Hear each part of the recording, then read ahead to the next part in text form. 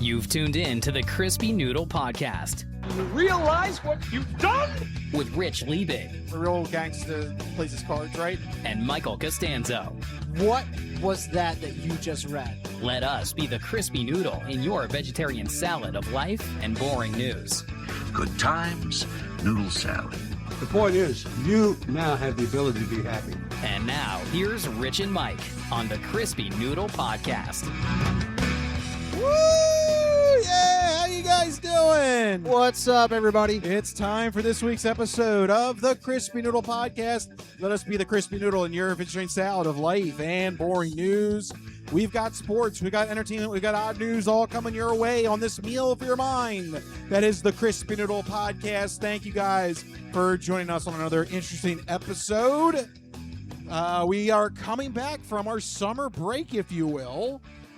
So let's jump right into it. Mikey, how was the Costanzo Caravan as you enjoyed your summer vacation 2026? We were caravanning, that's for sure. So I had back-to-back family shore vacations. Do not recommend. Whoa! All Well, right. only because it was just because it was back to back. it was right? back to Yeah. back, and we literally had like 36 hours to get back, do all of the laundry, repack, pack up the dog, take the dog to my parents, and then drive down to the next shore town. So you were So- just running around constantly. It was like, have you ever unpacked and then repacked for a trip like that? not back to back that quickly. I no. thought I was going crazy. Like, we emptied out the suitcase, like, all right, do a whole week's worth of laundry and all this other stuff, and like take care of house stuff, and then repack the same suitcase you just took the stuff out of. I'm like, What are we doing here? I felt like I was in Groundhog Day. Yeah. I was like, I just did this like 6 days ago. So all it you was a lot. needed was like the same song to repeat in the morning. exactly. Yeah, that exactly. would have done it. But after I got back from the 2-week vacay, I did have an opportunity to watch Mortal Kombat 2 Ooh, on this- HBO the Max. second. The second. It was a movie. Like, when you look up the Okay. definition of movie, it like characters, pacing, like narrative structure. It's like, we don't need any of that. It's just action, action, action, more action. Let me describe the entire plot via ham-fisted dialogue. But you know what? Sometimes you need a movie like that. Yeah, That's sometimes just it's soothing. pure adrenaline, dumb fun. I had a blast. They brought back Scorpion. They brought back Well, all the classic characters. What Mortal Kombat game would not have Scorpion in You it? gotta have Scorpion. Yeah. I don't know if this is a spoiler or not, but they didn't have. Should I play the spoiler? Sure, go ahead. Are we officially in? Yeah. Spoiler. It's a spoiler. Ooh, it's a spoiler. Don't listen. Go away. All right, officially spoiler. So, did you watch the second movie? No, I haven't watched the second You, one. like, you know Mortal Kombat. Yeah. Okay. So, like Sub-Zero dies and then becomes one of the other ninjas, right? What? Yeah. Yeah. So, yeah, they did not have a true Sub-Zero. They just went straight Noob Sabat, Oh, which I was like, that's bold. I'm watching. I'm like, oh, they're gonna do Noob Sabat, and I was like, that's awesome. And What's- Jordan's like, this is so dumb. And I'm like, What's next? Reptile? you know what? They didn't have Reptile, but they did a whole. Do you remember the fighter Baraka? Yeah, Baraka. They yeah. had a whole like encampment of Barakas and like little kid Barakas, and it was so goofy. It was like a dumb, fun, action-filled time, but like it felt like the concept of movie distilled. Well, Like this is movie. It was a movie. It was a That- movie. That should be your official review. It was a movie. 2.5 stars. Yeah. Like perfectly average, didn't try to do anything crazy. Character development, we don't need that. Get that out of here. Sensical dialogue, no, we don't need that either. Just action. Very movie. good. So yeah, that's my Mortal Kombat 2 review. Nice. I enjoyed it. Other than that, yeah, a lot of sun, a lot of fun. It was just very, very busy. Very good. But I enjoyed it. But how have you been up to? You also went down the shore for a bit. Yeah, I went during that time, right? Went down to Rehoboth for a little bit, so Nice. that was fun. Nice. Got to go and splurge on a $7 movie because what is it? The Movie Tavern. They do $7 movies on Tuesdays, and that's usually when we record. Ooh. So I was able to Took a Tuesday off. since we had the two Tuesdays off. Went to go see Spider-Man, which we'll cover in the entertainment entree. yeah. So there you go. There's your teaser for the entertainment entree. But back at home, I got access to Apple TV after all this time. I've been bugging you. Yes. And I did a deep dive. So we watched Severance. We watched Widow's Bay. Okay. And we watched I watched Pluribus. Rachel didn't want to watch Pluribus. I mean, fantastic shows. Yeah, I gotta say, those three were all up my alley. It was fantastic. I've been saying that for years now. Yeah. That Apple TV Plus is like, there's this guy in southeastern Pennsylvania. We need to make shows specifically for him. And they were just like, He likes effed up stuff. yeah. And you still have to watch The Studio, which I don't know if you'll get around to that while you have your access to those shows, but Yeah. The Studio is another one I think you'd really enjoy. Okay, so that Yeah. might be my next hit. Although I gotta say, right now I'm trying to get ready for Control. I want to replay Control and get ready for Control Resonant. That's a 'cause tall that comes task. out next month. Yeah, Control Resonance right around the corner. So you Yeah. gotta pick up the pace there. Yeah. So that'll be my battle plan. But between movies, TV, and then going down to Rehoboth, there was a fun 2 weeks there that we got to Nice. just take a breather because this is kind of perfect timing. That 2-week break, we had like the LeBron James join the Sixers news before we started, and now we enter and the preseason has begun for the NFL season. Yeah. So like it's like the perfect kind of like we're well rested and we're gonna get the ball rolling by looking forward and starting to predict this Eagles season. So without further ado, let's officially launch into the sports sampler. It's time for the Sports Sampler. So you're not good at sports. It's a very small part of life. Sports. In your face. And I thought what would be a good idea, since this is the first week of preseason is over, I think it's time to start looking and actually delving into this schedule. It is time to do our win-loss prediction for the 2026 NFL season. Are you ready, Mike? And I'm gonna keep a record here. Oh man. Yeah. All right. Yeah. Let's do it. Okay. Let's do it. So right now the Eagles are in preseason mode. They're trying to determine who is going to make their final 53-man cut roster, and maybe somebody will get traded or something like that. But in the meantime, let's assume that we are full speed ahead, and we are. This would be less than a month away, September 13th. Oh man, that's week exciting. 1. Yeah, it's right around the corner. Washington Commanders at home. What do you think about this first matchup?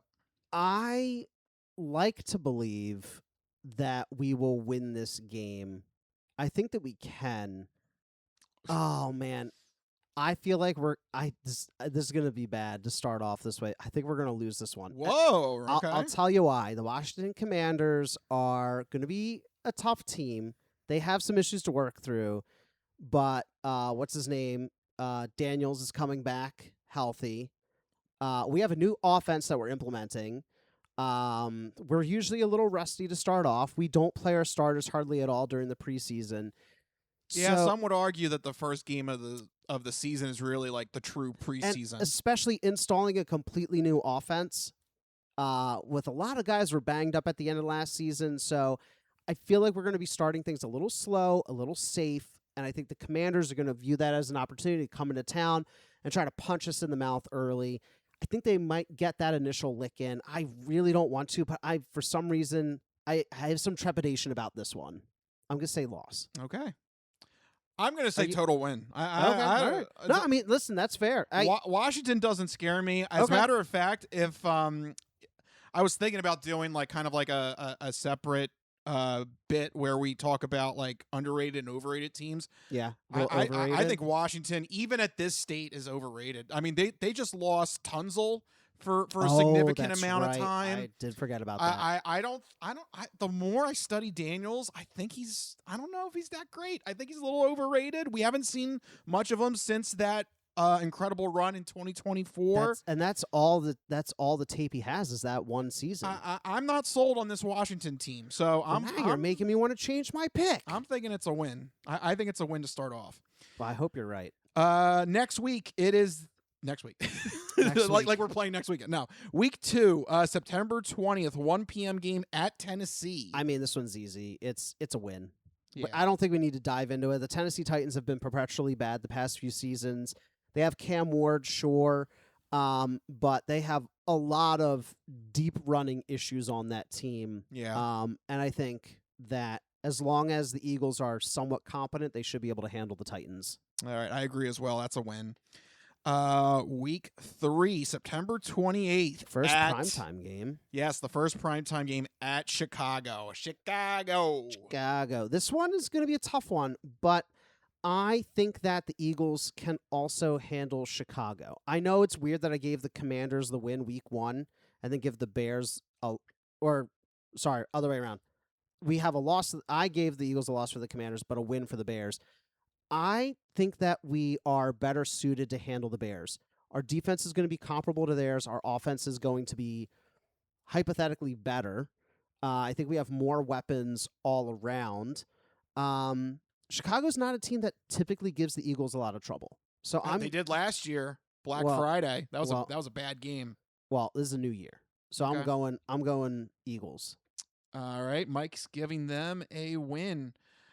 Are we flipped on this one I too? think so, because Chicago, I think, even though you might say Caleb kind of got lucky a couple times last season, I think the fundamentals of that team is relatively good. Caleb Williams is good. He's going to be decent. Yeah, and at home, I think Chicago...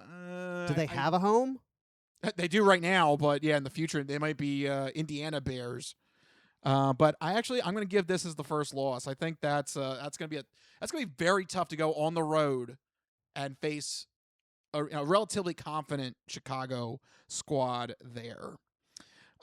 Week 4, October 4th. This is a 1 p.m. game. That's lame. That is weird, LA right? Rams. No, this should have got bumped to something else, but it stands a 1 p.m. game. LA Rams home. This is in Philly. What's Eagles the silence? Eagles are going to win. I know that's controversial. You sound very confident. We have their number. They literally cannot beat us the past couple years. Okay. So I'm going Eagles win. Especially after the past few times we faced them, the crazy end of the game block field goal return for a touchdown, the win in the playoffs to sit them down. Yes, I know they have the big acquisitions. Aaron Donald's coming back. Matt Stafford, potential MVP. Matt Stafford is one breezy day away from riding the bench on IR. Okay? Okay. I like the Eagles here at home. And I do not. I don't know. I think this Rams team... What's going on here? We're completely flipped. I know. This Rams team is like the Dodgers, I feel like. They've just acquired so many pieces.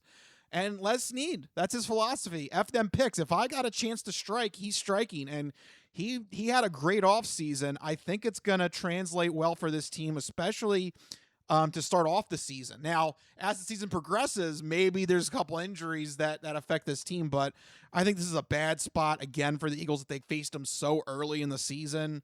I think this is going to be a loss. Yeah. Damn. Yeah, we're flip-flopping a lot here. All right. Ooh, next up, though, it's a London game.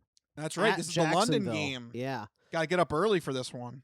I like the Eagles. The Jacksonville Jaguars are a competent team. I just realized I had the schedule and I didn't put it up on the video feed. Oh, it's been a long 2 weeks. We're a little rusty. Sorry about that. So there we go. Now on the video feed, you've got the visuals. The travel concerns me with the London game. The familiarity with London that the Jaguars have concerns me. But I think overall the Jaguars are a team the Eagles should be able to handle. they're good, but they're not great. Okay, so you can give them a win? Yeah. All right. Actually, I am too. I know the Jaguars were a division winner last season, and I think they had 12 wins too. They were Yeah, but that division... very formidable. But yeah, that division is weak. That's like saying you win the AFC North. Trevor Lawrence, I think he's another one that I'm not sure he's in that elite club. I'm not He's sure like yet. hovering just outside the top 10, kind Yeah. of. He's like in that 12 to 16 range with Jalen Hurts, apparently. Yeah. So I think the Jaguars are a team that the Eagles can handle. I think the only thing that could be a problem is the travel. You know, Yeah. the Jaguars are used to it, but the Eagles have done some traveling as well. I'm gonna be pretty confident that could be a win. Okay. Week 6, October 18th, 1:00 game. Carolina Panthers in Philly. Yeah, I mean, this should be one that they could handle easily. The Panthers haven't done much of note recently. They're kind of hovering outside the playoffs, but again, it's the same thing with the Jacksonville Jaguar. These big cat teams in the South, they just, winning or competing in the division means having a pulse. And I think that's kind of the situation the Panthers find themselves in. They have some good defensive pieces, certainly, but again, overall, I think the Eagles are just a more complete team compared to the Panthers. Yeah, I mean, Bryce Young is very frustrating. There are some times where he has games where you think maybe he could be living up to the hype, and then like the other 2/3 of the season he doesn't. So good luck, Carolina, because I think he's in the last year of his rookie contract. I think they got to make a decision, or I think he's in the 3rd year, so they got to make a decision. They got to, yeah. Whether or not they want to offer him the 5th-year option or extend his contract or come up with a new one. They got a decision. They got to make a decision on him soon. All right. Here we go. Oh, I'm coughing because I don't like this damn team. Second primetime game, Dallas Cowboys. Dallas Cowboys, October 26th. Coming to Philly. Ugh. Oh, God. I think this one's a win. I mean, people have been saying that Dallas is going to challenge for the division, I guess, by default. I mean, like, sure, you can challenge at 9-8, I guess. Dallas, for some reason, doesn't strike as much fear into my heart. I just know what they are at this point, and they're a mismanaged team that's riding on past glory. And this is not the Dallas game that I'm worried about. This one I think they have. Okay, so that's a win for you. Yeah. Yeah, that's a win for me as well. I think this first one they take. Just to give you a heads up, though, Mike, you're giving the Eagles a 6-game winning streak right now. So let's see if they can win 17 in a row. That doesn't matter. Let's see if the good times flow here. It's a gambler's fallacy, Rich. A loss has to come up because you haven't. This is what we playing roulette over here. Kind of. we're taking a spin at the wheel here. Let's go to November 1st. Do you find it odd back-to-back primetime games? Yeah. I mean, hey, look, they're a team in demand. Yeah, and against 2 division rivals, too. This one at Washington. I think we win this one in Washington. I gave them the L early on because I figured they'd split. I just, trying to decide which one. I think they win this one, though. All right. I do as well. Washington, again, I don't think they're going to live up to the hype. I don't think so. Yeah. Another division game. 3 division games in a row. At least it's not multiple on the road, which I appreciate. November 8th, New York Giants, 1:00 game. Yeah, I mean, this is a win. The Giants don't scare me, especially not in Philly. Okay, easy win there. I gave them 3 division wins in a row. Yeah, you're so right did now. You. 1, 2, 3, 4, 5. They're on a 7-game winning streak according to you. 1, 2, hey, let's 3, go. 4, 5, 6, let's 7. go. No, 8. If you give them the Giants, it's an 8-game winning streak they're on right now. Sure, why not? As for me, yes, I will give them a win. The Giants, again, I think as long as you're just competent against the Giants, as long as you're awake. I don't think the Eagles are gonna be asleep in that matchup. They definitely have some things going for them, but I don't there's too many. Yes, they have some positives, but still a lot of unknowns. Can what's his face, the quarterback, do better than last year? Can Jackson Dart. Can Cam Scadaboo stay healthy? Yeah, can they not have brain injuries by week 2? We don't know how John Harbaugh's going to do. Yeah. I mean, all signs point to him doing well, but we don't know. It's a big unknown. Yep. All right, then the Eagles have their bye week in week 10, which is, I think, a pretty good placement. Smack dab in the middle of the season, that's a win for them. So go ahead, another win. Coming off of the bye, it's the Steelers, November 22nd at a 4:25 p.m. kickoff. You're going to say that I'm giving them a huge winning streak, but I'm going to go Eagles again. I think we get another win. I don't trust the Steelers. Their philosophy is very confusing right now. They're putting all the chips in and the cards on the table with Aaron Rodgers at, 43 years old? They have no plan for the future. They just switched head coaches. It seems like a team in disarray, not a team that has a clear vision for how they want the season to go. All right. And us coming off of rest, I think this is Eagles. What am I at now? 9 games? I think so. 1, 2, 3, 4, 5, 6, 7. Yeah, you're at 9-game winning streak here. I'm looking forward to the season. What can I say? This one bothers me because I've noticed that there seems to be like an opposite effect after a bye week.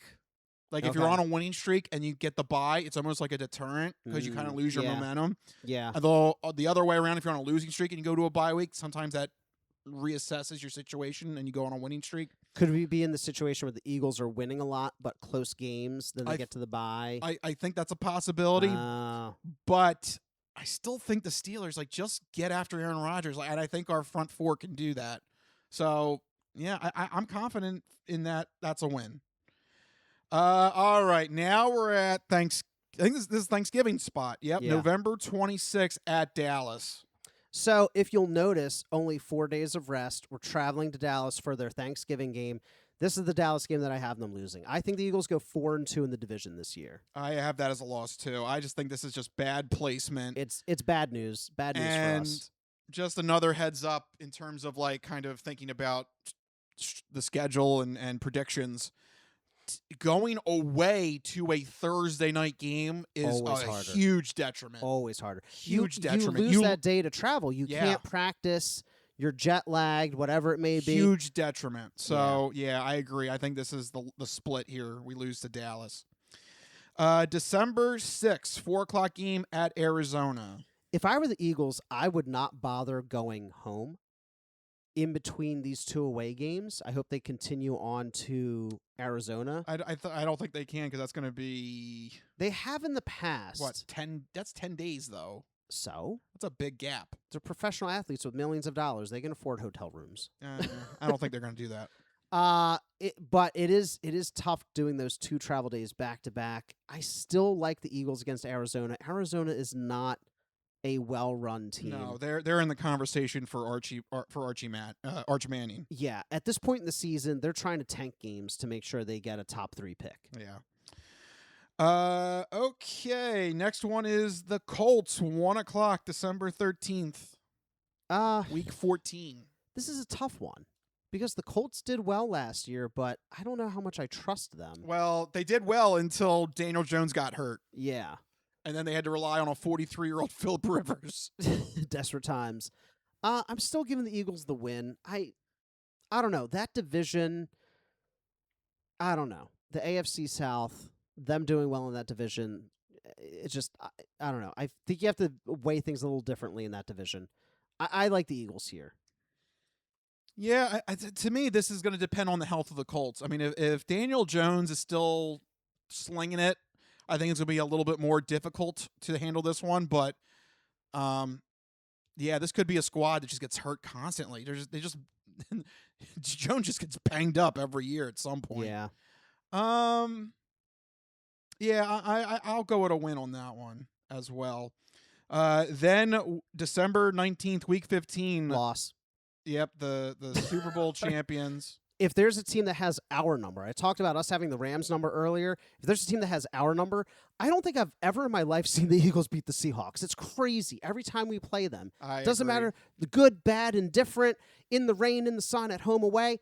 For whatever reason, they just crush us every time. It's so frustrating. Yeah, you took my argument. Yeah. Yeah, it's just Have you ever seen the Eagles beat the Seahawks? I don't think so.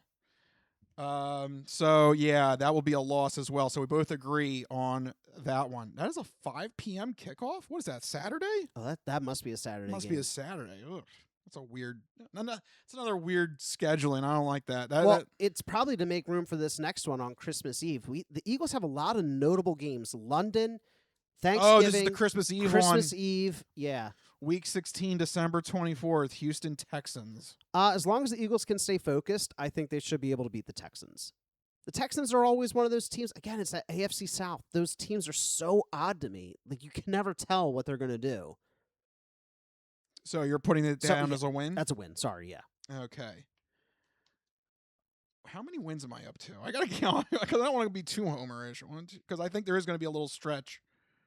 Here's my thing. Whenever I'm predicting the Eagles season, you can always bank that there is some point in the season where the Eagles either have like horrible games or they barely scrape by and everybody is in panic mode. For me, this is that stretch. I think this is it. Yeah, we're going to lose to important. Seattle. We're barely going to beat the Texans, but I have them beating the Texans. And then ... I'm actually going to go with this as a loss. I think this is where we have the panic mode. Yeah. This late in the season? Because this is going to be back-to-back losses. But I think it makes sense because it's going to be a short week. They're only going to have 5 days to prepare for this game. It'll be that weird Christmas Eve. That's a weird timing. Yeah, I think right here is going to be the panic button stretch. So I'm going to go a loss there. January 3rd at the 49ers. So for me, this is where that game happens. I think we had this difference of opinion this past season, too, about where exactly that pivot point happens. For me, it's San Fran. This is a brutal stretch. It doesn't look like it on paper because there's a lot of middling teams, but you have to go all the way back to the bye week. You stay instated in Pittsburgh. Then you go 2 back-to-back road games, with weird timing. You got the Colts, the Seahawks. You have another short week going, Houston coming to town. This is a tough stretch here. I think it all is going to culminate with having to travel back across the country again to face off against San Fran. At this point in the season, teams are competing for seeding. San Fran is going to be one of those teams desperate for a win, especially in the really tough AFC West. Desperate for that seeding. They're going to come into that game all guns blazing. I don't think the Eagles stand a chance, honestly. I think it's Niners. They still hate us for crushing them in that NFC Championship game. So I'm going loss. All right, so that's a loss for you there. Yeah. The 49ers just always seem to just have like that dig. For some reason, they hate us so much. They always seem to just get you. And at this point in the season, seeding is everything, especially for their division. That's what I'm thinking. If I'm the 49ers, I'm circling this game as like a must win. Yeah. I'm going to go with a loss as well. Yeah. Yeah. But then the finale is week 18, January 9th or the 10th. 9th or the 10th to be determined at New York. Yeah, like I said, the Eagles are going 4-2 in the division. I already gave them their 2 losses. This is the Giants' final week. The Giants are likely going to be out of the playoff conversation. The Eagles will either be wrapping up or need to wrap up by this point. So I still think this is a win for us. All right, Mikey is going win there. I'm going to assume that if it's a game that matters, the Eagles win this one. Yeah. If it's one of those cases where it doesn't improve the Eagles standing, then maybe they throw it. I just think the NFC is going to be tight. The West is going to get like 2 or 3 playoff spots. So, winning the division is crucial. Yeah, I agree. I think there's going to be a lot at stake, I think, in this game. So I am going to mark this as a win regardless. All right. What's the damage? Let me see if I've made my math correct here. 1, 2, 3, 4, 5, 6, 7, 8, 10, 11, 12, 15. All right. So, Mike, you have predicted that the Eagles are going to go 13-4. Yeah. Whoa. That's what it was when we won the Super Bowl, and we kind of have a history here of Super Bowl, no Super Bowl, Super Bowl, no Super Bowl, It is supposed to be a Super Bowl year. Yeah, that's right. It's supposed to be. It's a Super Bowl. supposed to be. What the hell? We have a new offensive coordinator. We just came off of a season where we didn't make the Super Bowl. Ergo, we must be at the Super Bowl. And what did you give them? You can't be far behind. I went 11-6. I think that's 11 more and 6. realistic. Yeah, Realistic. I think that's more realistic. But this is interesting. You have them only going 4-2 in the division. I have them going 5-1. I think that 5-1 is crazy. I don't think this division is as tough as people make it out to be. I think it's only Dallas. You think 5-1? Yeah, I think they sweep Washington and New York. Wow. They're just riddled with injuries. True. Washington and Giants, they're riddled with injuries. I don't know what Harbaugh is going to look like in his first year with the Giants. Yeah, I'm fairly confident. I think the Cowboys are the only real threat. Wow. Well, Commanders fans would beg to differ. Go ahead. Go ahead. Go ahead. Differ. Yeah, good luck, because I don't see it happening. Where we really deviated was the Rams and the Bears. I think you gave them double. The Eagles I gave them double losses. Double loss. You're going to have them start 2-2? Yeah, I think that's fair. The Bears and the first off, the Rams are the Dodgers. They're the favorite going into the season. They have not beat us in forever. Okay. That doesn't matter if you got Aaron Donald and every single year since 2017, people have been saying the Rams are going to be their test. The Rams are going to be their test. And every single time we've beaten them. We are their Seahawks. We're a bird. It's the birds. It's the birds. I'm telling you, the man. bird gang. Have some faith. Have some faith, Eagles Nation. All right. Well, there you go. Our 13-4. It's possible. Our preseason predictions. I'm going 11-6 with a 5-1 division record. Mikey is going 13-4 with a 4-2 division record. 13-4 isn't crazy. I don't know, man. That's a lot of wins you got to rack up. So we'll see. We can do it. We can do it. We shall see. All right. That is our official prognostication. So with that, we can leave the sports realm and go right into our next segment. Folks, it's time for the entertainment entree. This is the entertainment entree, featuring news in movies. The Simpson guy writes to movies. Dear Die Hard, you rock. Especially when that guy was on the roof. Music. What is that? I know what that is. That's music. Video games. Do a barrel roll. To barrel roll, press C or R twice. Celebrities. You really know Warren Beatty? Yes, I do. I took a leak next to him once at the Golden Globes. And more. You were the all singing, all dancing crap at the world. It's time for the entertainment entree. All right, officially in the entertainment entree territory, where I teased it earlier, we are going to review Spider-Man Brand New Day. I think it's going to be safe to say that we're going to talk about spoilers. So in case you didn't see the movie yet, spoiler! It's a spoiler! Ooh, it's a spoiler! Don't listen! Go away! All right, so... Brand New Day. Do you think this is going to be another trilogy of days? I heard that's going to be the concept is yeah, because it was Homecoming, Far From Home, No Way Home. Yeah, right. I think it is going to be a new trilogy of days. This is the first movie in a new trilogy, or what they want to be a new trilogy. So yeah, I wouldn't mind it. I would love all the Spider-Man movies. So yeah, even your Owala is Spider-Man. I have themed. Spider-Man themed Owala. That's right. I don't know if anybody can see this red and blue. Yeah, but let's talk about Brand New Day. So, oh man, I really enjoyed this movie, and I'm kind of glad that this movie kind of, as what's her name calls it, Yelena. The new Black Widow. This was more small potatoes. Yeah. That's what I think is kind of a weird juxtaposition with these movies next to the Avengers coming out sporadically is what do these heroes do when it's not Thanos in their off time? I mean, for lack of a better word. Yeah. But yeah, when it's not a Thanos level threat, I feel like that kind of got lost in the shuffle here.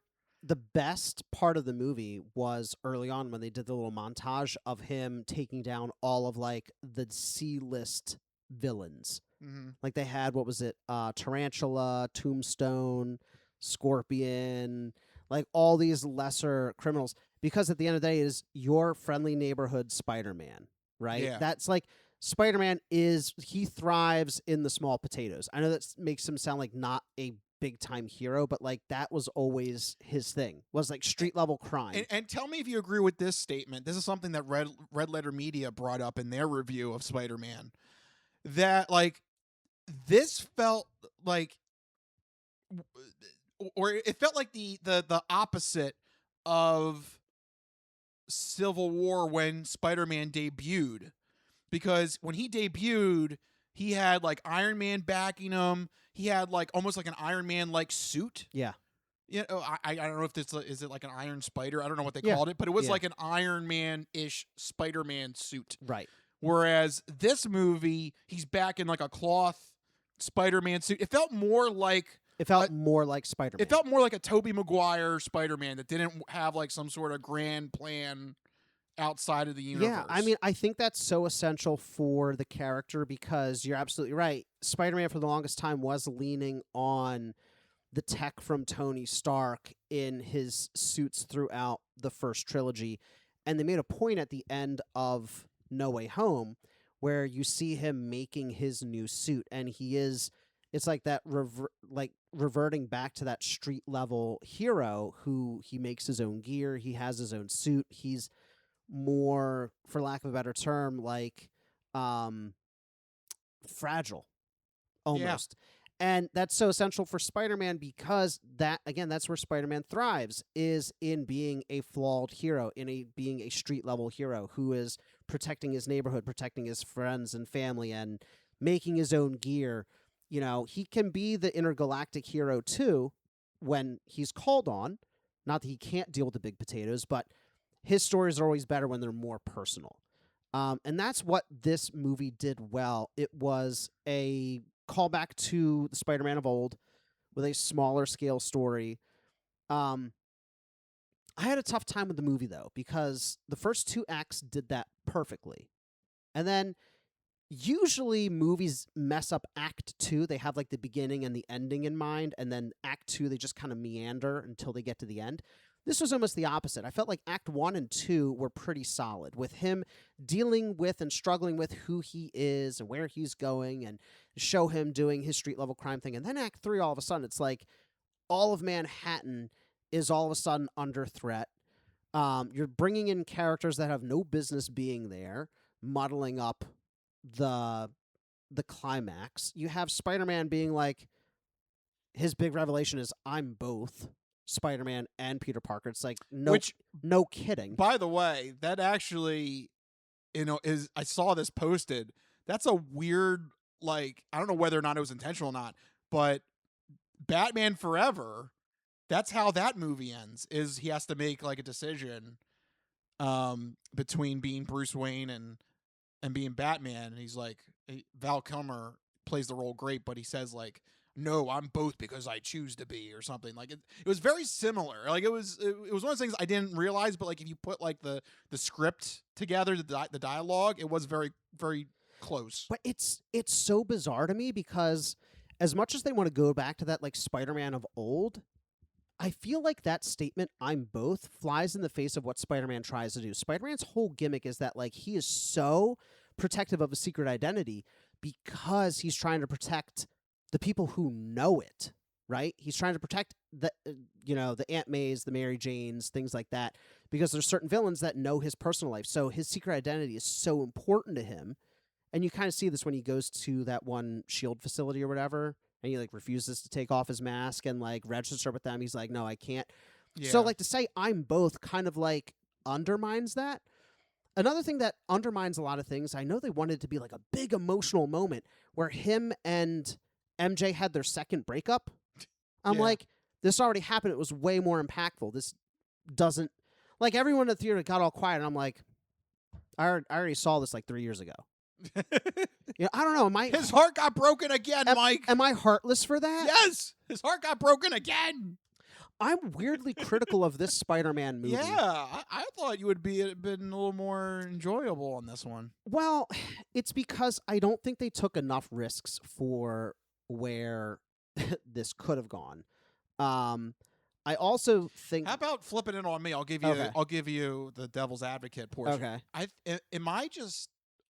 think I'm just happy that this wasn't a Doomsday Part 1. Yeah. Like, I get that. I thought for sure with Doomsday coming up in December, I thought for sure there was going to be like, Thor's here. Doomsday has his finger or something. Forcing references into it somehow. Yeah, I thought for sure there was going to be something like that. And for the most part, I think it was pretty standalone. I think the movie, I mean, Punisher, I think it would have been helpful if you saw the TV show a little bit so you have some context to his character. I didn't see the Punisher show, so I don't know how valid his inclusion is. I know they were going for like, we're both like street level vigilantes. Yeah. I get that. I liked it. I thought that was a good like kind of compare and contrast. I feel like ultimately I felt like he didn't do much, and maybe that's just because I didn't watch the show.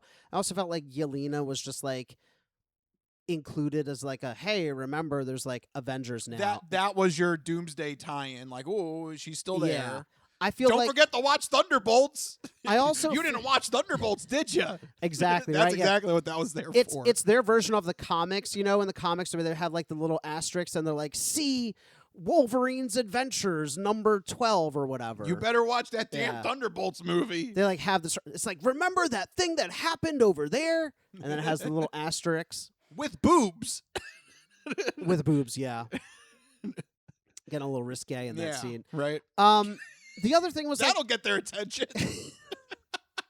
God, that probably was like a weird marketing meeting that Marvel had. Like, probably was. We got to remind people to watch Thunderbolts. What's the best way to do that? Have them have a bathtub scene. Yeah, Spider-Man loves bathtubs. This is another reason why you need to watch the show The Studio. Side note, because so like these, fun of this, there's like jokes like this that are being done in that show. But back to Spider-Man. Hulk's inclusion was nice, but like it's just to maintain the rights from Universal. Like there's so many things in there that are like, oh, we need to have the Avengers. Let's throw Yelena in there. Oh, we need to make sure that we're technically featuring Hulk in a movie so we maintain the rights from Universal. Let's put Hulk in there. We need to remind people that there's television shows. Let's put Punisher in there. We need to remind people that the X-Men are a thing. Let's do a villain who we don't name until 80% of the way through the film, and then don't give you any other hints or allusions to the X-Men. It's like I was so frustrated by like where it could have gone and what it could have been. Does that make sense? Yeah. Like as a Spider-Man fan, like I said about Mortal Kombat, I was like, this is a movie. Like I went in, it was fun, it was fine. Do you think this kind of got out Spider-Man'd? Because like I kind of feel that way about Civil War. I always forget Civil War was like a Captain America movie. To me, that movie is not a Captain America movie. No, that should have been Avengers 2.5. Yeah. Or it should have just been Avengers 2 instead of Ultron, but that's another conversation. Do you think this should have been like pre-X-Men or something? Like, I don't know. But like, if they wanted to do that, they should have been like, oh, Jean Grey is injured. Oh, there's a facility in upstate New York. They should have had some kind of like. It wasn't explicitly said, but she is on the bus driving up to the farm. But like a little bit more. I think that's one of those cases they're trusting the audience with knowing. But they could have had other references to mutants, to the school, they could have even had something in the news on the background or a newspaper or like anything else to tie it to the larger universe.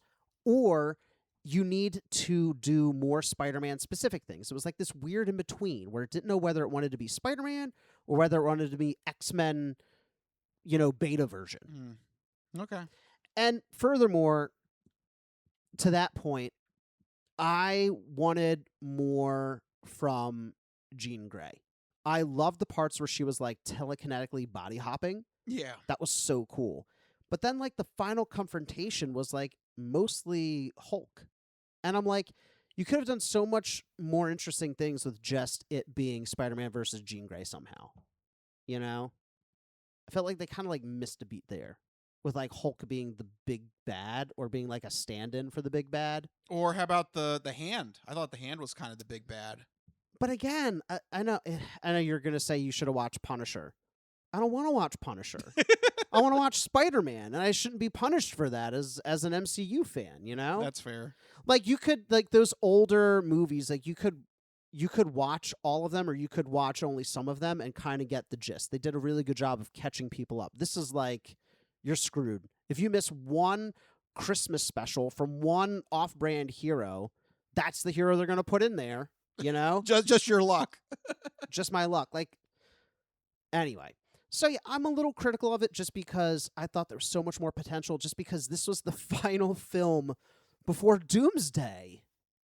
You know, so is the other issue. Do you want more? To me, I think that was a good strength of the movie. I think to you, that sounds like a weakness. If this movie had been earlier in Phase 6 or in Phase 5, great.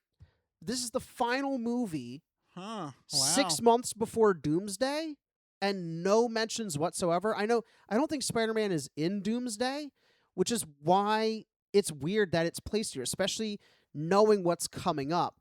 Doomsday is a stepping stone to Secret Wars.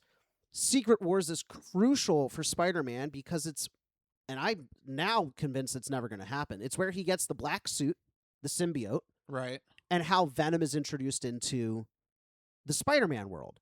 So, like, Secret Wars is crucial for the X-Men and Spider-Man. They're both huge components of traditionally that story. So, to put Spider-Man before Doomsday, if you know the story, you're like, okay, there's going to be connections. There just were none because there wasn't.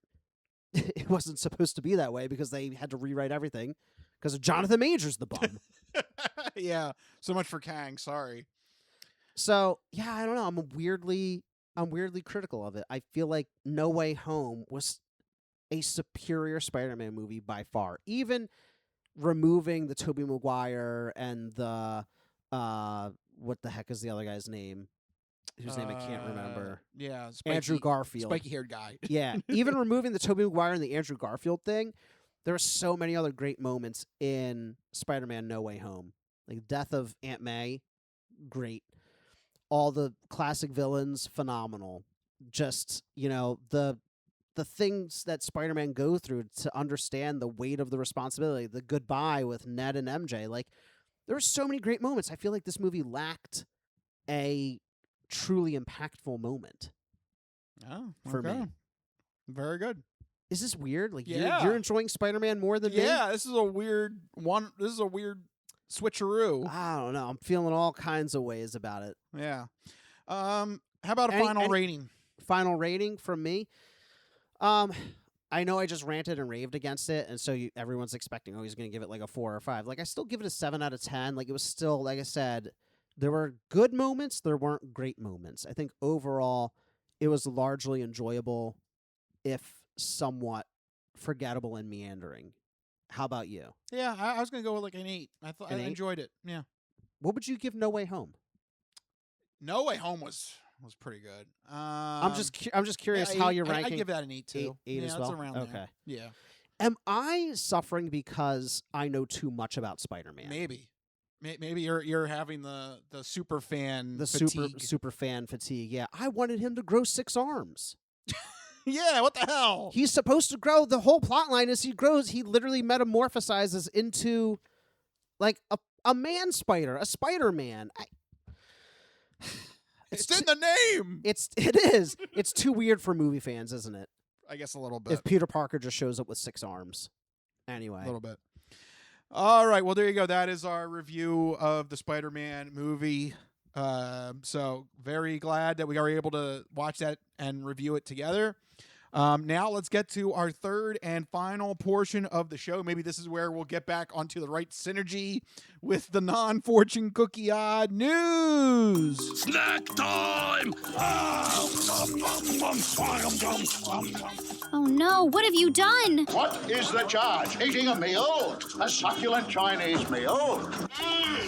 Oh, Howard, excuse me, but your wife's cookies are out of this world. Who told you you can eat my cookies? You've opened up the non-fortune cookie odd news. Holy shit! Nikes. Mandada Basata. I don't make this stuff up. No, go past this part. In fact, never play this again. I'll take a pound of nuts. That's a lot of nuts! That'll be $4, baby! You want fries with that? And you, sir, are you waiting to receive my limp penis? Oh, it's Hoagie Fest. Let me pull over this asteroid. What?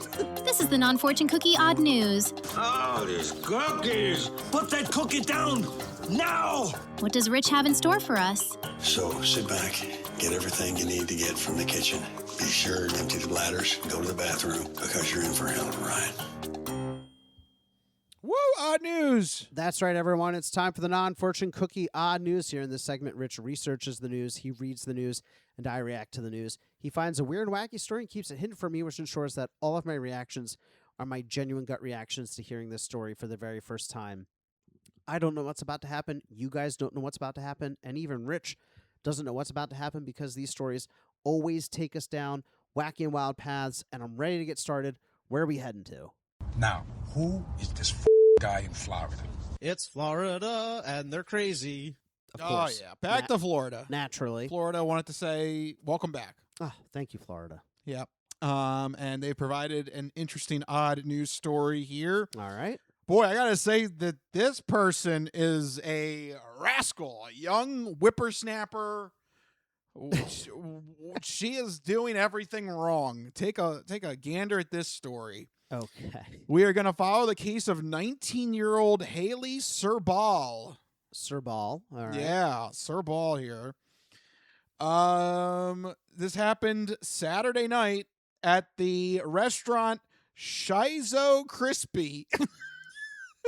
Shizo Crispy. Shizo Crispy in Okay. St. Petersburg, Florida. Now, who is this guy in Florida? Yep. Get ready for Shizo Crispy. What kind of restaurant is that? I don't know. Shizo Crispy. It sounds like noodles. I don't know why. To me, is that because we're just crispy noodle and I'm just thinking about that? It is Asian fusion. Yeah, that's what I would think. Well, she had a good time at this quality restaurant here because the 19-year-old woman was found in the bathroom having sex with a random stranger. Something just came over me and I took my clothes off. Well, it was very erotic. Yes, indeed.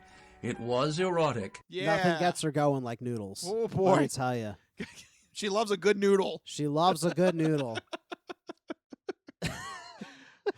Something about the broth that just the waiter's like, here are your noodles. Here's my noodle. I'll see you in the bathroom. I'll see you in the bathroom. What a pickup line. Yeah.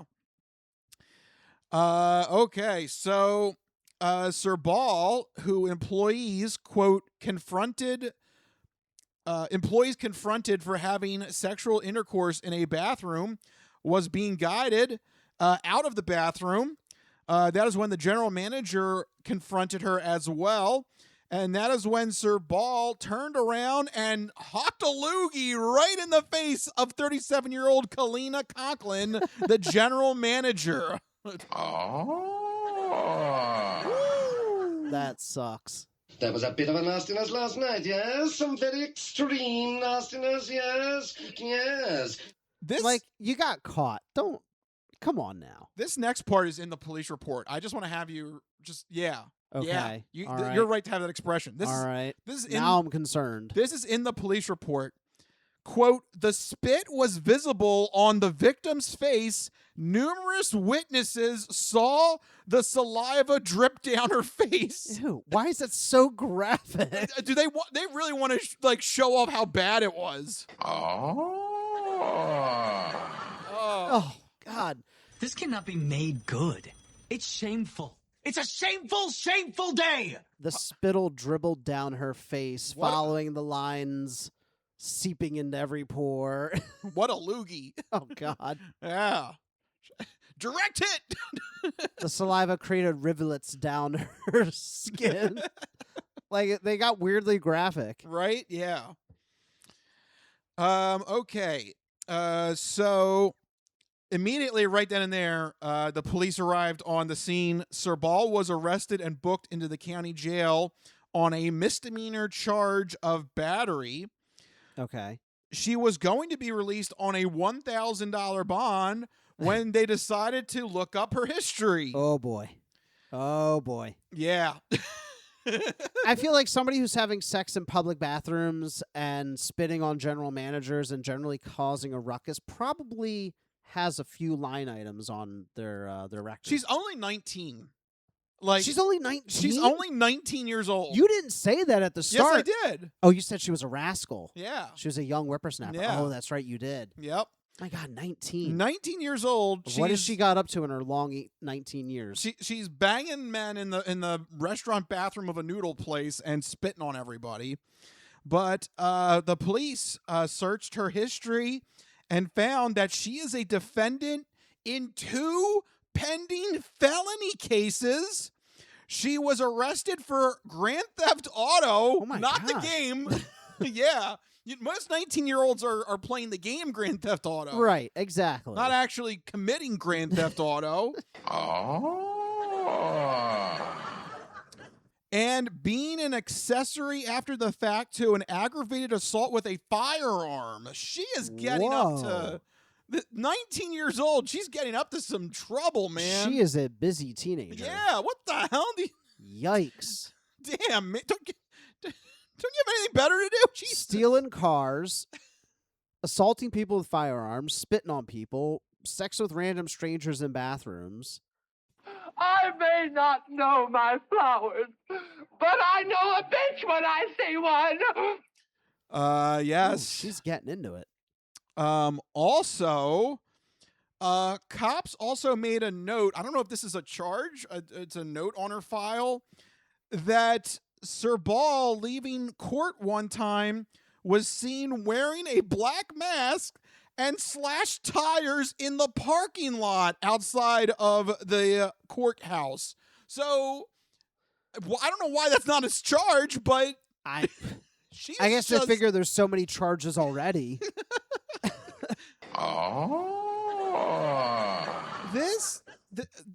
Wow. 19 years old. And that is busy. Yeah. That's a busy 19 years. So, yeah, she still was released on the $1,000 bond, but this is definitely not going to help her case. I think she's going to get jail time. Oh, yeah. That's way too much of a big history. 2 pending felony criminal cases. Yeah, it's not looking good for her. No, this is nuts. Just a general life lesson for everybody out there. If you have multiple pending felonies, don't do more crime. Yeah, try and help your case.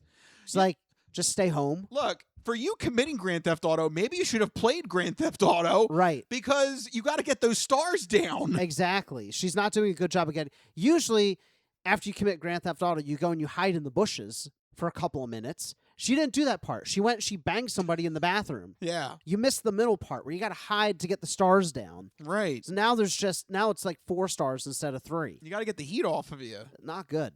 She's not a very smart player. By the way, wait a minute. How about the dude in this? Like, he's thinking he's having like a good time. His job's done. His job's done. Listen, he's like, aye. He's like, all right. Thank you for your service. See you later. Wham, bam. Thank you, ma'am. Yeah. He's just. But like, he steps out, and all of a sudden, there's this big like, there's all this commotion. Yeah. Yeah. She's spitting on the manager. The cops are coming, arresting her. He's like, I just wanted random noodle house sex. Yeah. Come on. Just as my right as every American male. That's right. It's in the Constitution. Yeah. The right to life, liberty, pursuit of happiness, and noodle house sex. Yes. Thank you. There you go. It's right there. It's in the Constitution. Well, it was very erotic. Yes, indeed. It was erotic. So, yeah, she is going to face some extensive jail time. This is way too many charges to have at 19 years old. That is crazy. Yeah, that's a lot. She's definitely getting jail time. This almost sounds like one of those outrageous teenagers cases on like a Maury or like a Jerry Springer. You know? She definitely. If this were another era, she definitely would have been on a Jerry Springer. Yeah. Or I'll do what I want. I'll do what I want. Yeah. You know, something like that. Or like, what was the girl? Was that on Dr. Phil? She's like, "Cash me outside." Yeah. Yeah. How Cash about me that? outside. How about that? Yeah. Yeah. That's her. She made freaking That's why That's why she hawked the Guinness World Record loogie at the general manager. Wait a minute, hold on. Before we arrest anybody and clean anything up, let's get the measurements. Yep. That's 4 ounces. That's a world record. That's a record! Yay! All right. What do you think the world record is of hawking a loogie? Is that a thing that they track? You know what? With how desperate they are to like maintain eyeballs and attention, I'm sure it is. Because you can almost like make anything a world record as long as you find a way to like measure it and quantify it and keep track of like records. How do you spell loogie? There's no there's no translation. So okay, here's what Google AI overview says. So pinch of salt. There's no official Guinness World Record for a quote unquote loogie spitting saliva. Why not? Get on that. But for some reason, Google decided to give me this fact, but the Guinness World Record for the largest game of catch was achieved at Yogi Berra Stadium in New Jersey. So there you go. Not what I asked. That's AI is not AI in a nutshell. AI is not 100% there yet. So. No. Sorry. Why would it think that's what I'm looking for? Did you write catch a loogie? I just wrote Guinness World Record loogie. Oh, no, I don't know why. No, you got me on that one. So the distance is 93 feet. Of what? Spitting. What? Oh, what, a record of spitting? The Guinness World Record for spitting is 93 feet. Wow. Was it one of those, like, weird tobacco guys, like, just chewing, like, for an hour? Oh, that's spitting a cherry stone. Oh, okay. Oh, no, that's got weight to it. No. Yeah, no, Boo. we need just saliva. Boo. It's not one that's tracked. Embarrassing. Come on. Longest time to spray water from mouth is 5 minutes and 51 seconds. Ew. What? Why do they have furthest distance spitting a winkle, which is a sea snail? Is 34 cricket spitting distance. Why is nobody spitting spit? Why are they spitting crickets and snails and cherry stones? What the hell? We want a loogie, damn it. I don't know what's going on here. I just want somebody to break the world record for hawking a loogie. It could probably be that girl. Probably, with the way that police description was. The way they described it made it sound like she had it was like a wad. Yeah. Yeah. Maybe she was a little under the weather as well. Oh, God. Oh. It was tinged slightly yellow. had a mucusy vibe. Bystanders noted chunks within the saliva. Those people with sinus problems, you get it.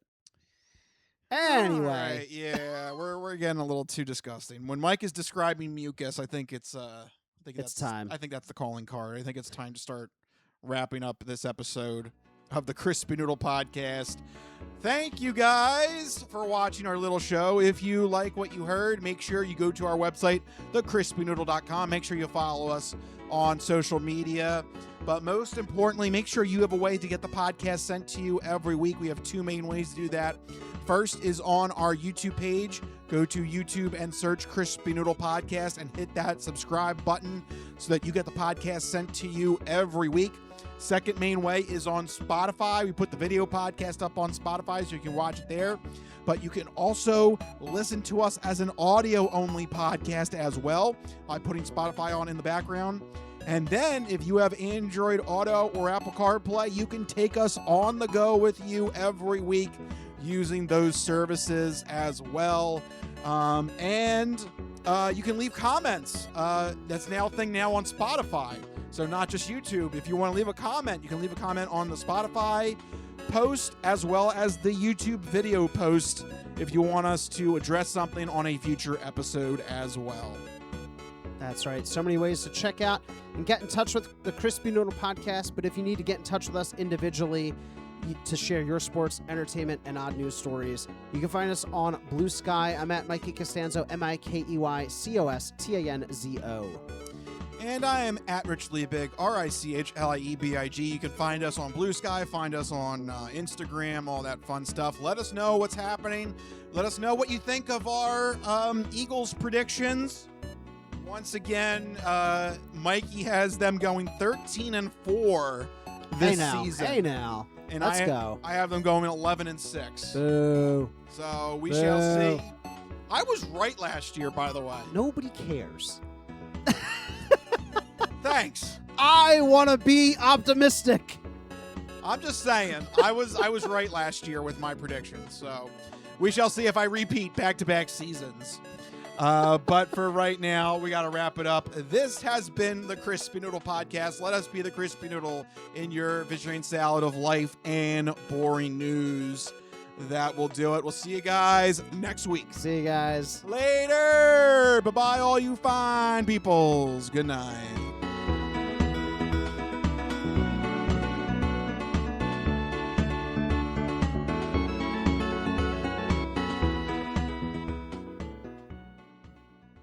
Some of us have great stories, pretty stories that take place at lakes with boats and friends and noodle salad. A lot of people, that's their story. Good times, noodle salad.